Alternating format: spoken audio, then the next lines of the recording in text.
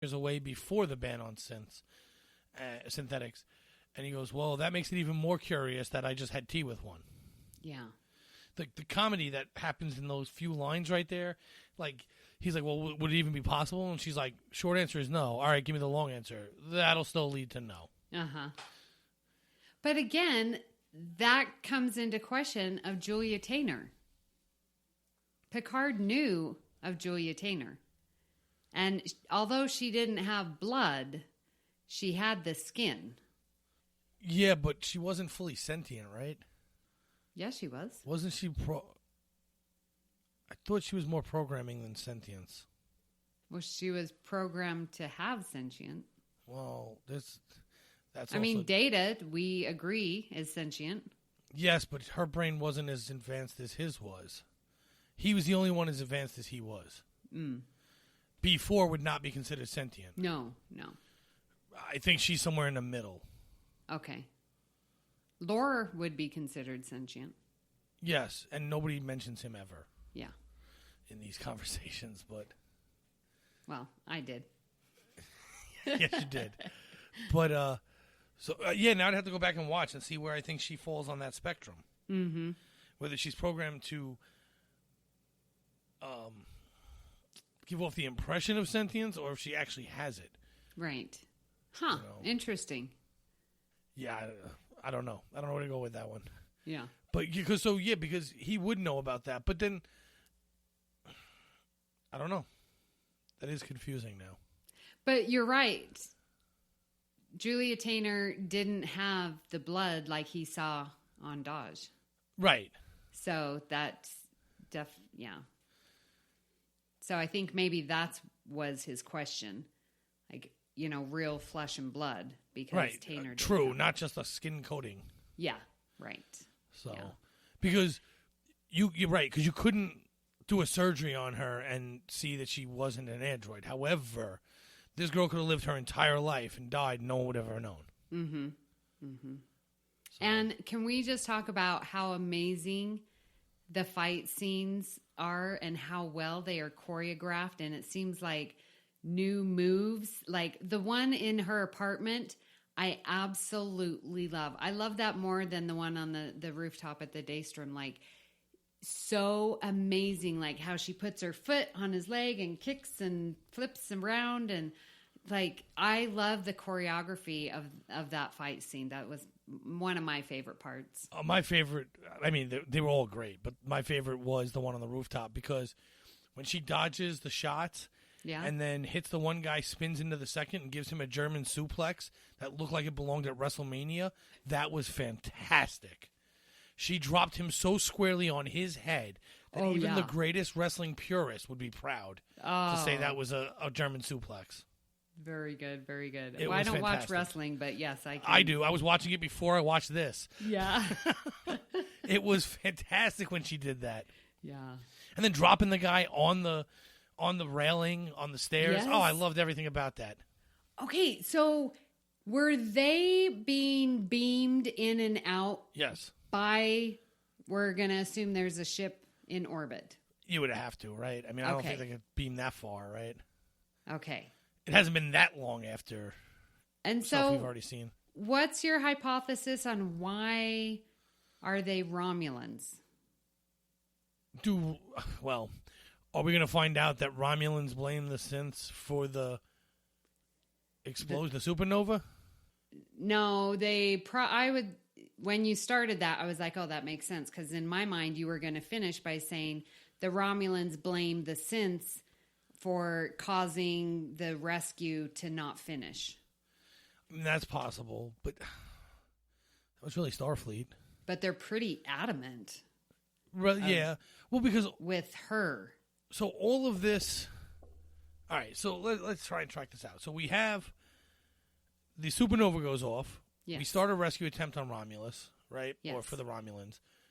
Well, I guess then the supernova goes off. But we call it off. We stop helping them. Somehow the synths get pissed off and blow up Mars. Yeah, and they blow up all the ships and everything. Right. And that's what gets them banned? Or were they banned and then they blew up Mars? No, that's what got them banned. Okay, were all the Romulans living on Mars? I don't know. Did we miss a major line somewhere? Did they say how many Romulans were saved from there? They might have, but it's just a small fraction compared to the 600 million that were on that, Yes, but I don't know why, but clearly the Romulans are blaming the synths for something, right? Yeah. And because they're not attacking Starfleet. Right. Because you said that happened at the Daystrom incident. Didn't that fight happen at the the Starfleet Archive Academy? Yeah, the Archive. Right. So, but they could have easily have been attacking Starfleet, but they weren't. Right. And they're apparently very specific to her and her kind. And everybody was cloaked. Yeah. So nobody saw the Romulans. The Romulans aren't on tape. She's not on tape.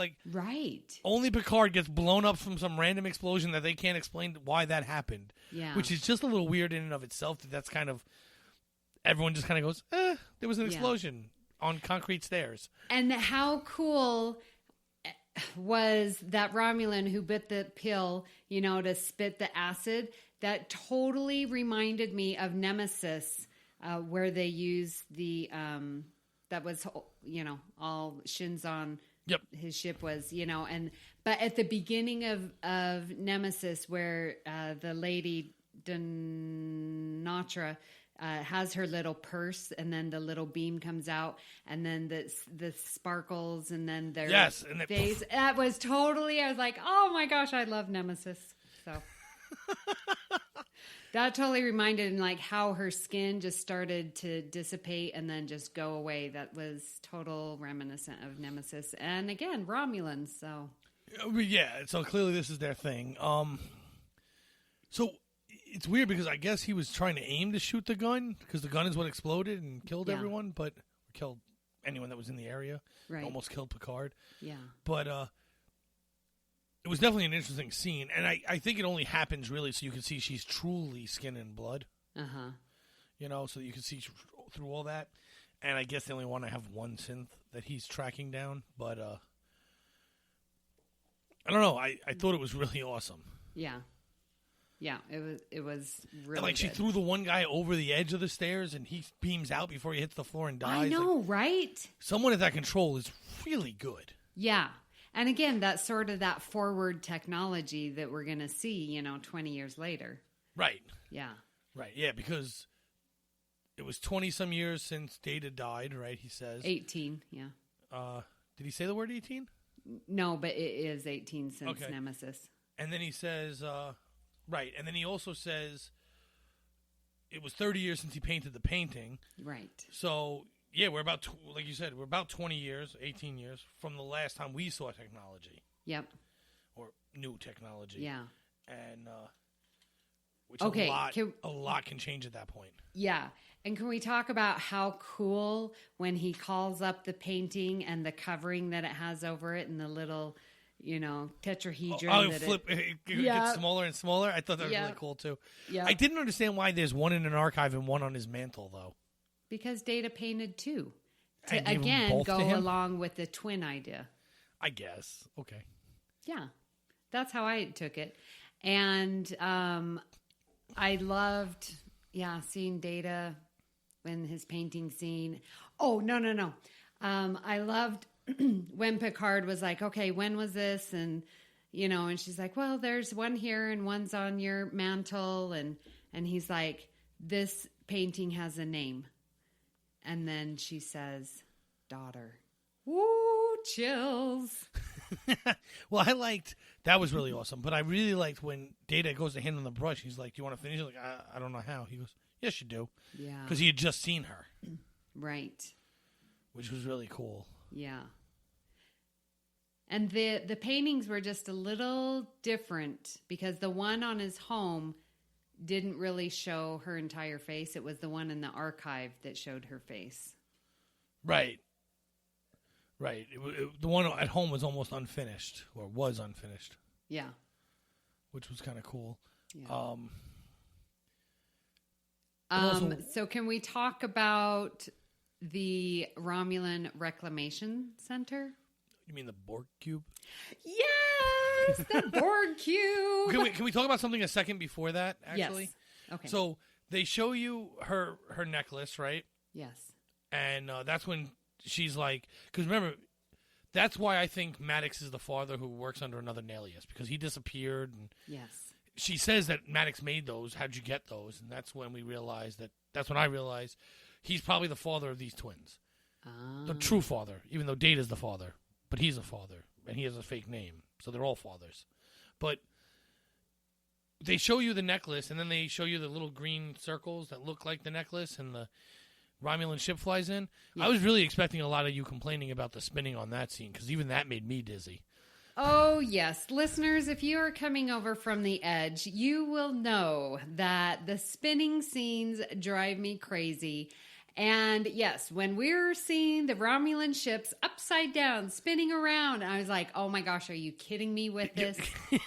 It spun one way, the camera spun the other. I know. I couldn't figure out which one was the top of the ship for a while. I know. And then I was like, okay, do the tips go up or the tips go down? Yep. And it was, oh yeah. Listeners, you know that drove me crazy. And if you noticed it because of me, well, you're welcome.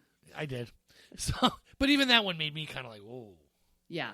Because then I was like, I didn't know which way, but I guess it was effective because when they came out of the Borg cube, they came out of the bottom, which I loved because now because we're so used to everything being two-dimensional. And so for them to have the ship come out of the bottom and it pans out and then we see, it's the bottom of the cube as it pans out. I loved that aspect of it. Yeah, that was pretty cool. Yeah. Just the fact that they're on a Borg cube was right. Very and that confusing. Borg cube was messed up big time. Oh yeah, well so I guess this is a recent Borg cube, or is it one we've seen before that got blown up a long time ago? So I think it's deserted, and that the Romulans were, homeless and needing a place to go, and was like, "Hey, here's a big place that we can move in." Right. So that's what I'm thinking. It's 20 years old. I think this is this is like the Borg cube from the movie or something, or maybe a derelict from Wolf 359. Right, because it had clear damage, war damage. Yes. To the corners and there were holes and yeah. I was as I'm watching the ship leave the first when it was leaving, I was like, here we go again with giant empty spaces for no reason. And then I realized, no, it's just a missing part of the ship. Like that's just completely gone. Yeah. When they were his sister and then that weird guy that has questions for her. We need to get the name of Daj's sister. Something with an S. I'm going to have to look that up.